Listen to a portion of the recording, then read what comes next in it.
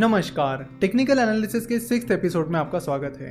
पिछले एपिसोड में हमने बात की थी हैमर और हैंगिंग मैन के बारे में और आज के इस एपिसोड में हम बात करने वाले हैं स्पिनिंग टॉप और दोजी के बारे में। लास्ट लेक्चर में हमने बात की थी कि हैमर और हैंगिंग मैन क्या इंडिकेट करते हैं और उनके इंडिकेशंस को देखकर आप मार्केट में क्या पोजीशन ले सकते हो। उसी तरह आज हम देखेंगे कि स्पिनिंग टॉप और दोजी आपको क्या इंडिकेशंस देते हैं। स्पिनिंग टॉप कुछ इस तरह दिखते हैं। स्पिनिंग टॉप की बॉडी बहुत ही छोटी होती है, कुछ इस तरह। जैसे कि हैमर और हैंगिंग मैन ने हमें कई सारे इंडिकेशंस दिए थे कि आपको मार्केट में कब एंट्री करनी चाहिए। हैमर और हैंगिंग मैन फॉर्म होने के बाद मार्केट किस ओर जा सकता है, लेकिन स्पिनिंग टॉप ऐसे कोई इंडिकेशन नहीं देते हैं। तो स्पिनिंग टॉप क्या इंडिकेशंस देते हैं, चलो देखते हैं। स्पिनिंग टॉप हमें बताता है कि मार्केट में बियर्स ने एंट्री की थी, जिसकी वजह से वो स्टॉक लो की तरफ भागता चला गया। साथ ही उस स्टॉक में बुल्स ने भी एंट्री की थी, इसलिए वो स्टॉक हाई की तरफ भागा। लेकिन जब मार्केट क्लोज होने के करीब आया तब स्टॉक प्राइस अपनी ओपनिंग प्राइस के पास जाकर ही क्लोज हुई। तो स्पिनिंग टॉप से हमें पता चलता है कि ना बियर्स मार्केट में मोमेंटम बना पाए ना बुल्स, और इसलिए स्पिनिंग टॉप हमें इंडिकेट करते हैं अनसर्टेनिटी।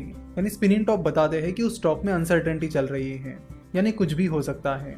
तो स्पिनिंग टॉप हमें रिवर्सल या उस जैसा कोई क्लियर इंडिकेशन नहीं देते हैं, वो बस बताते हैं कि उस स्टॉक में अनसर्टेनिटी है। ना बुल उस स्टॉक पर कंट्रोल कर पा रहा है, ना ही बियर्स। तो स्पिनिंग टॉप चाहे बुल ट्रेंड में आए या बियर ट्रेंड में, वो ज्यादा कुछ इंडिकेट नहीं करते हैं और सिर्फ स्पिनिंग टॉप के बेसिस पर आप मार्केट में कोई पोजीशन नहीं ले सकते। अब बात करते हैं दोजी के बारे में। दोजी कुछ इस तरह दिखते हैं, यानी दोजी की जो बॉडी होती है वो बस एक सिंगल लाइन होती है। तो दोजी से हमें पता चलता है कि उस स्टॉक की ओपनिंग प्राइस और क्लोजिंग प्राइस सेम रही है। लेट से कोई स्टॉक है जिसकी ओपनिंग प्राइस 100 रुपीज रही है, उसका हाई 105 रुपीज रहा है और उसका लो 95 रुपीज रहा है और उसकी क्लोजिंग प्राइस 100 रुपीज रही है, तो उसकी कैंडल कुछ इस तरह दिखेगी। देखो, दोजी में जरूरी नहीं है कि ओपनिंग प्राइस और क्लोजिंग प्राइस सेम ही होनी चाहिए। अगर उनमें थोड़ा सा डिफरेंस भी है तो चल जाता है। जैसे कि अगर ओपनिंग प्राइस 99.5 रुपीज है और क्लोजिंग प्राइस 100 रुपीज है तो इतना डिफरेंस चल सकता है। तो स्टॉक की ओपनिंग प्राइस और क्लोजिंग प्राइस, इसका डिफरेंस बहुत कम होना चाहिए।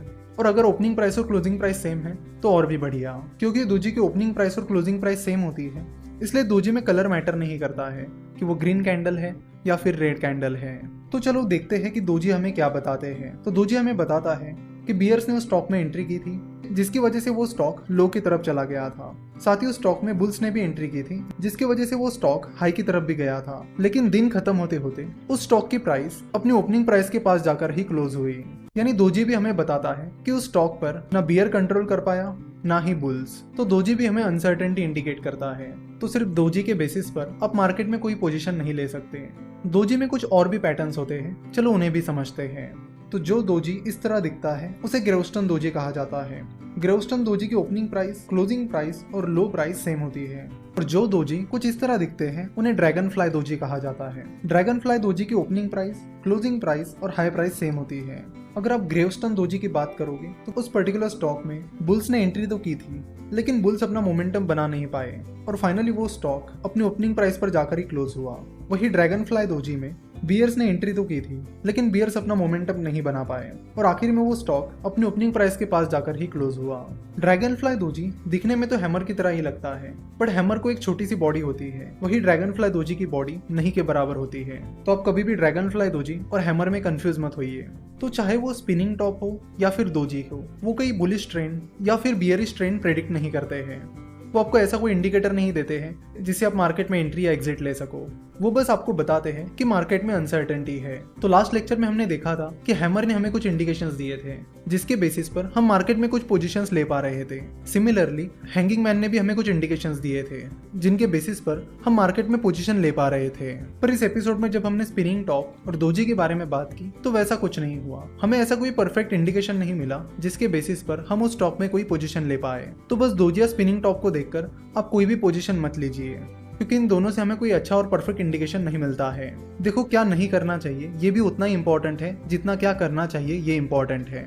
इसलिए जो भी पैटर्न्स हैं इनको आप अच्छे से समझ लीजिए और किन पैटर्न्स के बाद आपको एक्शन लेनी है और किन पैटर्न्स के बाद आपको एक्शन नहीं लेनी है, ये आप अच्छे से समझ लीजिए।